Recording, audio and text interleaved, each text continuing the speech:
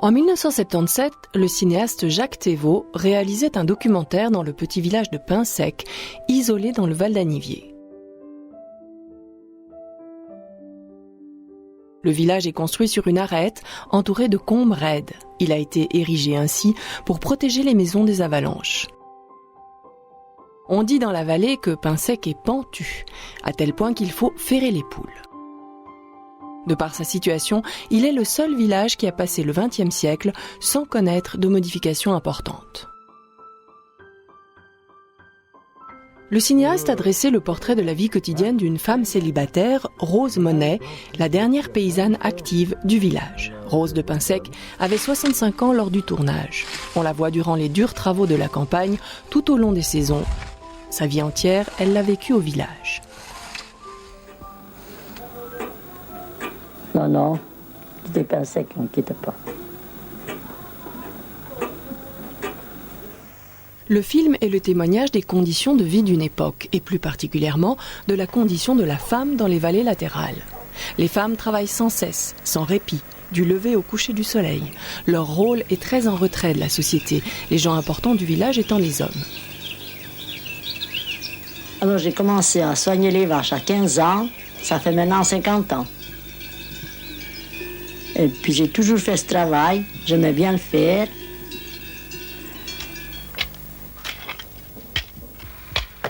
Notre génération, ça sera bientôt fini. C'est pas dit qu'on ne veut pas continuer de travailler la terre, on veut bien le faire, mais...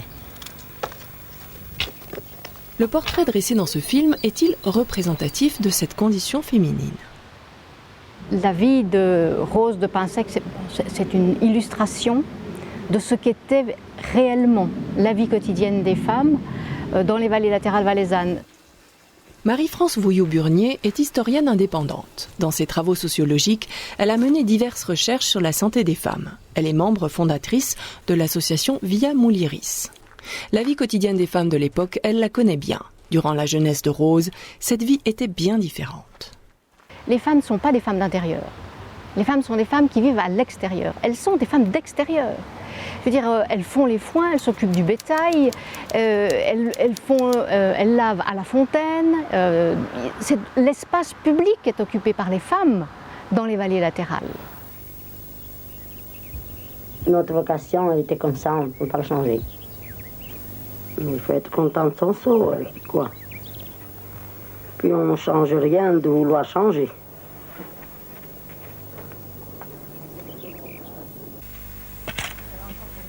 Pas très ingrate, mais seulement il faut la cultiver, il faut quand même la suivre. Et puis, moi, les gens qui ont vécu avant nous, ils ne sont pas plus malheureux que nous maintenant. C'est assez pénible. Mais les gens, ils n'ont pas perdu courage, en tout cas, pas moi pour le moment.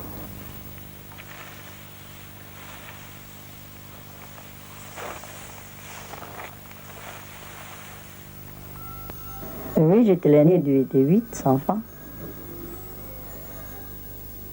Ah, dur. Mais avant, il n'y avait pas d'autre travail, on ne pouvait pas faire des 55 métiers. On n'avait pas d'argent d'abord. On n'avait pas des sous pour apprendre des métiers d'une façon ou de l'autre. Il fallait bien qu'on se débrouille et tourner la terre pour avoir à manger, quoi. En Valais, les femmes des classes favorisées font des études. On a des jeunes femmes qui obtiennent leur maturité à Sainte-Marie-des-Anges en 1945, n'est-ce pas? Mais ce n'est pas les femmes des montagnes, hein. Ce n'est pas les paysannes, ce n'est pas les femmes des classes ouvrières. Hein. Dès l'instant où il y avait de l'argent pour promouvoir l'apprentissage chez les enfants, on favorisait d'abord les garçons. Les filles, elles, étaient dévolues à des tâches ménagères et de subsistance de la famille, sans grand espoir de changement.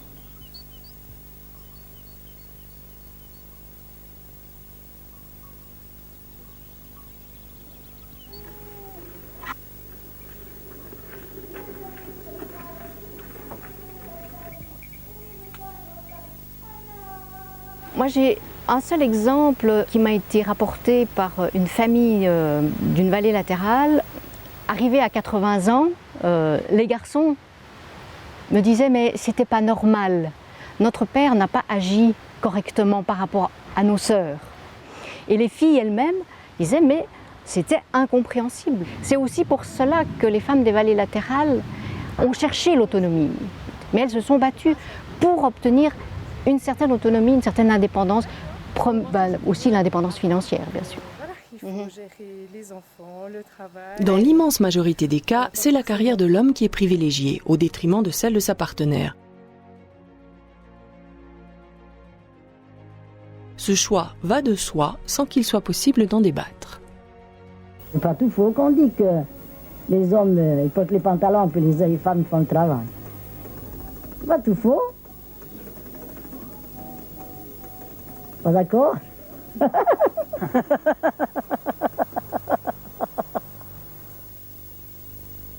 La réalité de l'époque, c'était que les femmes faisaient tout le travail et que les hommes faisaient le reste.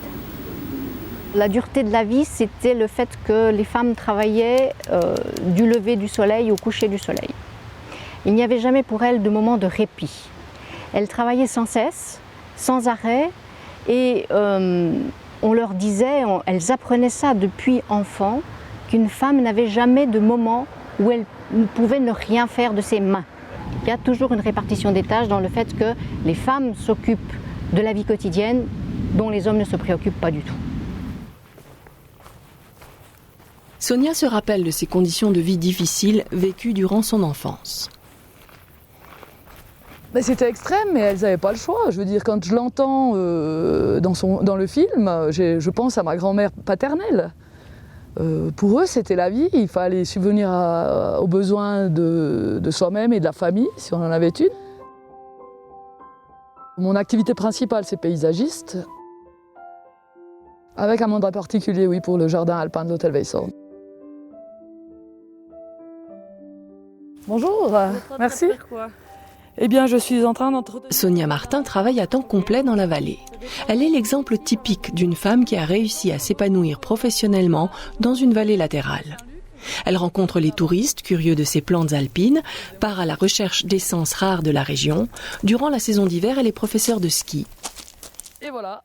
Contrairement à l'héroïne du film, le travail n'est pas toute sa vie. Les loisirs comptent aussi. Dans son temps libre, elle préside la troupe de théâtre des Compagnons de la Navisance. Est-ce que malgré tout, elle s'identifie à Rose de Pinsec? Dans le tempérament surtout. Oui. D'ailleurs, ça m'a beaucoup fait rire, le début du film m'a beaucoup fait sourire en fait, quand elle dit, quand elle parle en fait du regard des autres. Et j'ai trouvé ça magnifique quand elle dit j'en ai que foutre. C'est vraiment ça. 14 une fois. Le regard des autres, c'est souvent sur le célibat de Rose qu'il se porte. Mais elle n'en a cure, les railleries ne la touchent pas, elle assume pleinement. Je suis de 1913 et la dernière est de 1929. Maintenant, ils sont tous mariés à part deux. On est restés célibataires endurcis, comme on dit.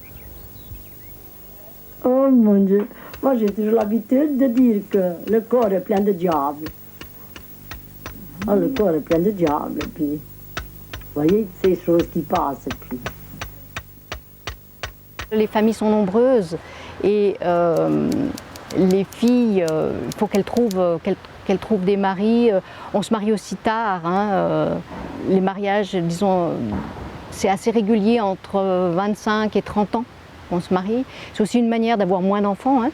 Et puis dans les familles, il y avait souvent quelques filles, quelques garçons qui restaient célibataires. Et celui qui restait célibataire ou ceux qui restaient célibataires s'occupaient de la famille, s'occupaient des parents.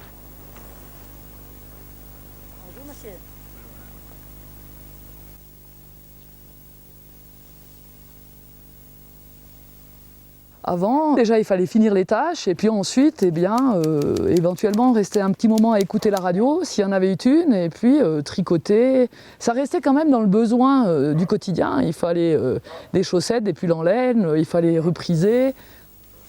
Ah oui, alors nous, mais on a toujours dit que nous, on était des durs. On se laisse pas en bas comme on veut. Mais on a l'habitude, il ne faut pas dramatiser quand même. Les jeunes, c'est pas du tout les mêmes gens que nous, ils n'ont pas fait le travail qu'on a fait nous.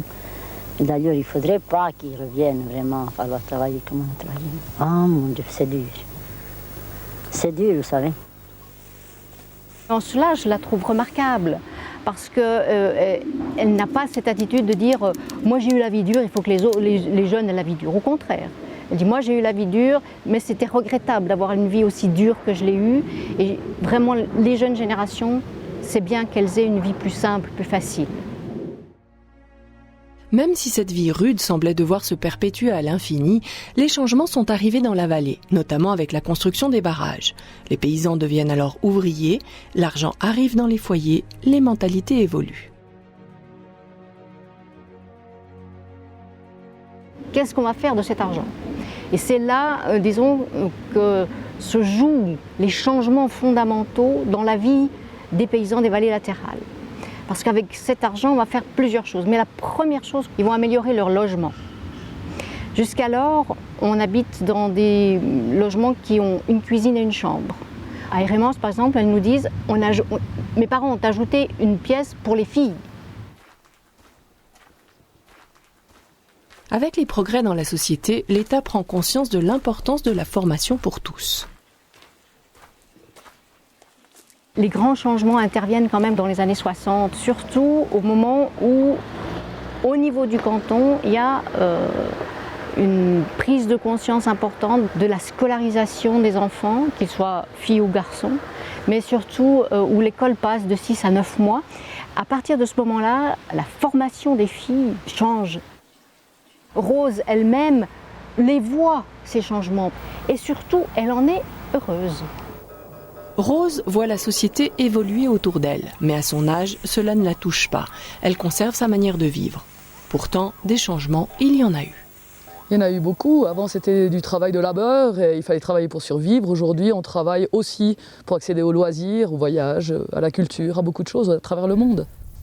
Aujourd'hui, travailler dans une vallée latérale reste possible, malgré les difficultés inhérentes à la montagne. Que faut-il faire pour y parvenir ? Beaucoup de confiance en soi quand même.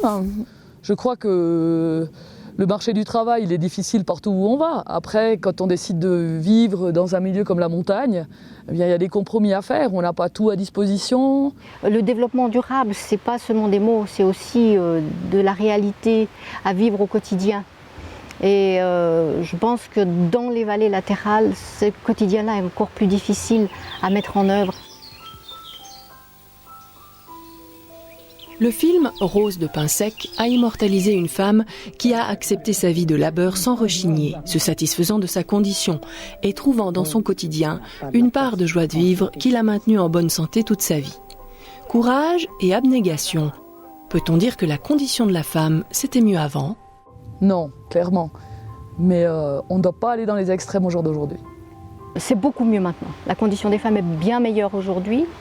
Je dirais qu'au point de vue de la représentation, notamment la représentation politique, on attend d'avoir encore une majorité de femmes au Conseil d'État.